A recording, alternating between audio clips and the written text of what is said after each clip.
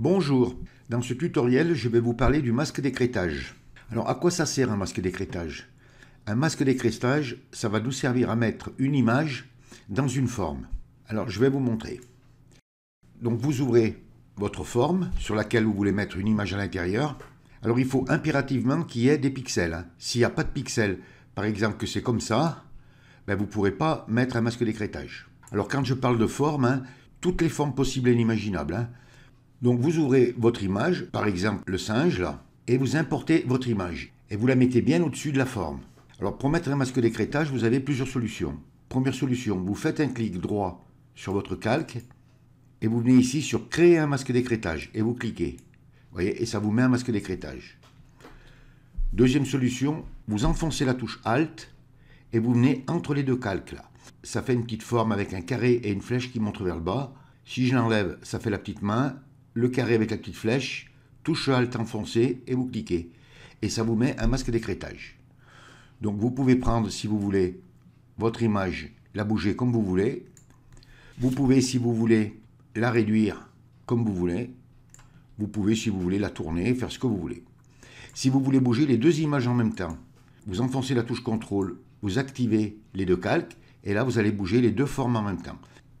Alors voilà, là c'est pour une forme, vous voyez, comme le singe ou toute une autre forme. Maintenant, si vous voulez faire par exemple une forme géométrique, je vais ouvrir un nouveau document. Alors maintenant, supposons que vous vouliez mettre une image dans un carré, un rectangle, un rond, une ellipse. Vous avez plusieurs solutions pour le faire. Alors, vous avez la solution, on dira à l'ancienne. Par exemple, je prends l'outil rectangle. Donc je clique sur outil rectangle. Vous venez en haut sur la barre des menus. Vous mettez sur forme, vous mettez une couleur de fond, je vais mettre rouge pour qu'on voit, et pas de contour. Donc je vais faire mon rectangle. Alors, si vous voulez faire un carré, vous enfoncez la touche Maj, et ça vous fait un carré. Si vous voulez faire un rectangle, vous faites un rectangle. Voilà, je vais faire un rectangle. Vous fermez la fenêtre des propriétés, et là je vais importer mon image. Donc je viens sur Fichier, Importer et Incorporer. Donc voilà, j'importe mon image. Et là, pour mettre un masque d'écrêtage, c'est pas compliqué. On vient à droite sur la palette des calques, on enfonce la touche Alt, on vient entre les deux calques. Vous voyez, ça fait un carré avec une flèche qui montre vers le bas et vous cliquez. Et ça vous a écrêté votre image. Vous reprenez votre outil de déplacement, raccourci clavier V, et là, vous pouvez bouger votre image dans votre rectangle comme vous voulez. Vous pouvez, si vous voulez, la réduire.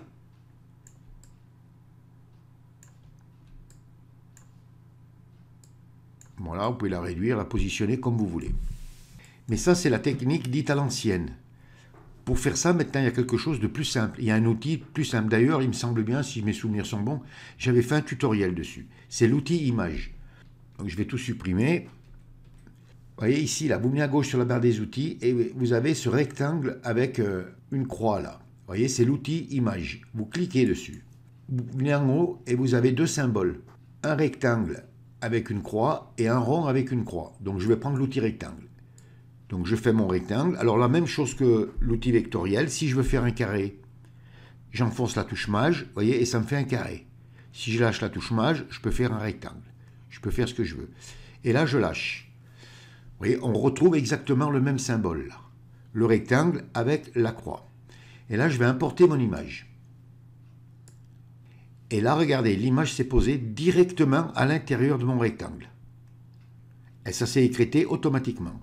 Donc si par exemple vous voulez agrandir votre image, donc vous prenez votre outil de déplacement, raccourci clavier V, vous activez bien sur le calque la vignette de votre image, et là vous pouvez, en enfonçant la touche Maj, vous pouvez agrandir ou réduire votre image comme vous voulez.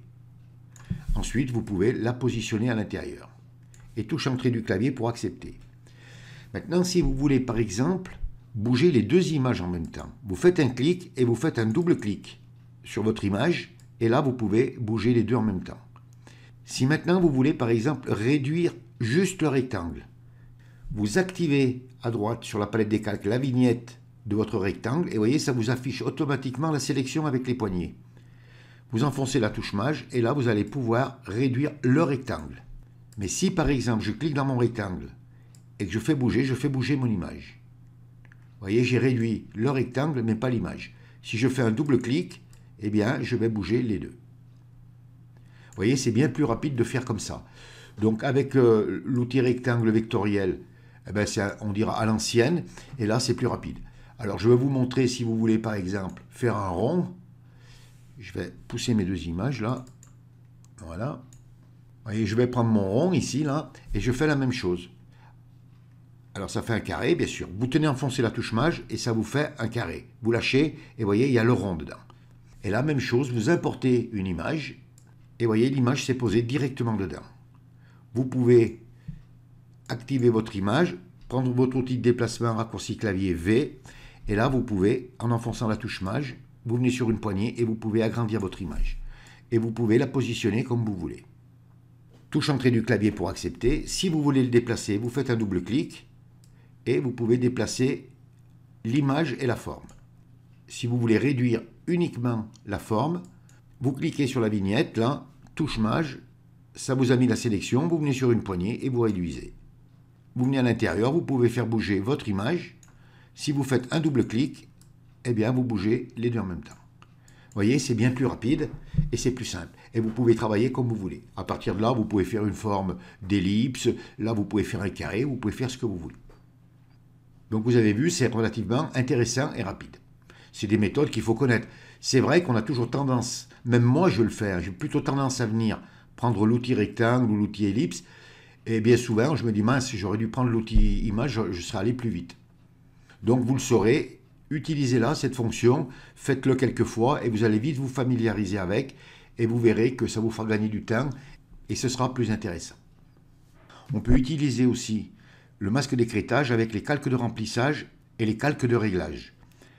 Alors si je viens sur mon petit rond là, vous voyez là j'ai tous mes calques de réglage et là j'ai les calques de remplissage. Par exemple que je veux mettre une teinte saturation, je clique sur teinte saturation. Ça me met mon calque de réglage teinte saturation. Par exemple je vais changer ma couleur. Vous voyez, je fais ça et je ferme. Qu'est-ce qui s'est passé? C'est que là j'ai agi sur mes trois images là. Si je ferme l'œil de cette image, l'image du dessous aura eu la teinte saturation et la dernière aussi. Vous voyez, si je réouvre, elles ont toutes la teinte saturation. Tandis que si je mets un masque d'écrêtage, par exemple, je vais fermer là, et je mets un masque d'écrêtage entre mon calque de réglage teinte saturation et mon image du dessous. Donc touche Alt et je mets mon masque d'écrêtage. Qu'est-ce qui s'est passé? C'est que mes deux images là ne sont plus touchées par le calque de réglage. Je travaille uniquement sur l'image du dessous. Le masque d'écrêtage agit entre le calque de réglage et l'image du dessous. C'est-à-dire je ne touche pas les autres. Si par exemple, maintenant, je vais mettre un calque de réglage à cette image-là. Donc je vais mettre une teinte saturation et je vais pousser. Alors qu'est-ce qui se passe? Là, on ne voit rien parce que j'ai mon calque du dessus qui est actif. Donc je vais le fermer et on s'aperçoit que mon calque de réglage teinte saturation a agi sur l'image du dessous. Mais si je ferme mon œil, il a agi aussi sur celle d'en dessous. Donc si moi maintenant je veux qu'il agisse que sur celle-là, eh bien je mets un masque d'écrêtage et vous voyez, celle-ci n'est plus touchée par la teinte saturation. Ça sera que celle-là. Vous voyez, et on travaille bien séparément. On ne touchera que le calque d'en dessous, mais pas les autres calques. Donc pensez-y bien quand vous mettez les calques de réglage. On peut le faire aussi de la même façon avec un calque de remplissage. Je vais vous montrer. Donc je vais mettre un calque de remplissage couleur unie. Donc je viens sur mon petit rond, couleur unie, je vais mettre du rouge. Je vais remplir mon masque de fusion en noir et ma couleur disparaît. Si par exemple je prends mon outil pinceau maintenant, je mets la couleur blanche, je vais faire apparaître mon rouge. C'est normal. Mais si je ferme le calque d'en dessous, eh ben, tous mes autres calques seront impactés. Si je mets par exemple un masque d'écrêtage, eh bien le rouge on le verra que sur le calque d'en dessous. Si je ferme l'œil, vous voyez, les autres ne sont pas touchés. Si j'enlève mon masque d'écrêtage par exemple, et que je ferme mon œil, eh bien les autres sont impactés aussi. Donc vous voyez que ça rend bien service quand on travaille avec les calques de remplissage et avec les calques de réglage.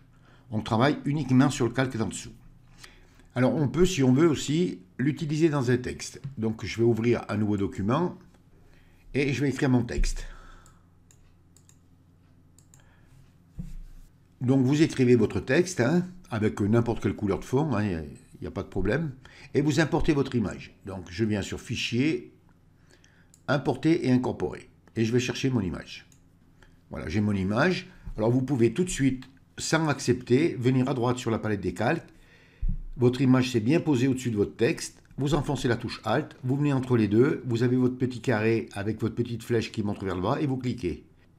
Et voyez, vous avez mis votre image dans votre texte. Donc vous pouvez venir la prendre et la positionner comme vous voulez. Vous pouvez, si vous voulez, avec la touche Maj, la réduire. Enfin, réduire votre image, hein, bien sûr. Vous pouvez l'agrandir un petit peu. Voilà, je vais la mettre comme ça. Vous voyez, c'est simple à faire, hein, c'est pas compliqué. Mais il faut savoir que quand on a un texte et qu'on a mis un masque d'écrêtage, on peut y donner des effets. Alors pour ça, vous venez à droite sur la palette des calques et vous activez le calque du texte en cliquant dessus. Ensuite, vous venez sur l'arrière du calque et vous faites un double clic pour ouvrir style de calque. Voilà, j'ouvre style de calque et là, par exemple, je peux mettre un biseau et estampage. Vous voyez? Donc je peux, si je veux, l'agrandir, le réduire, mon biseau, hein, je peux le régler comme je veux.